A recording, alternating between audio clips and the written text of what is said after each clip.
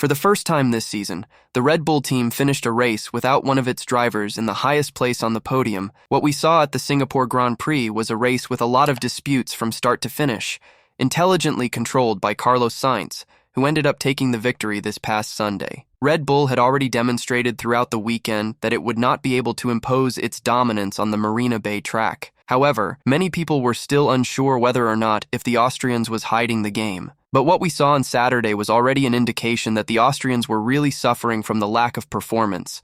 Max Verstappen and Perez ended up being left out of Q3 in the classification, showing that the RB19 was really off the pace. In the race, Max Verstappen ended up crossing the finish line in 5th place, and Perez was in 8th place. After the race, Christian Horner spoke about his team's performance this weekend and sent a message to those who believe that the Red Bull suffered due to changes to contain flexible wings that came into force this weekend in Singapore. Stay in the video until the end to find out everything Christian Horner said.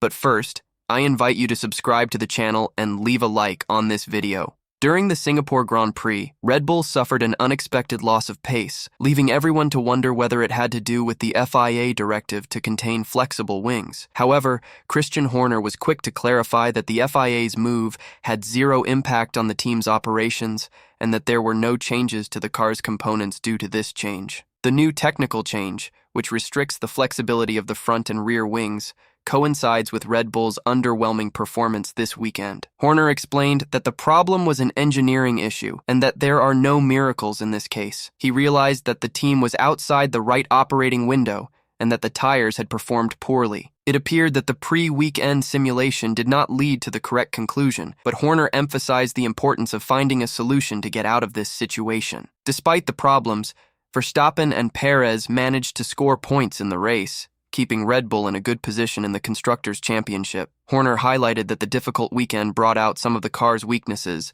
but also revealed very useful insights for the RB20 project, next season's car. What do you think of teams' approach to the challenges faced in Singapore? Do you believe that the lessons learned in Singapore will really be useful for the RB20 next season? Leave your comments below and don't forget to subscribe to the channel and like this video.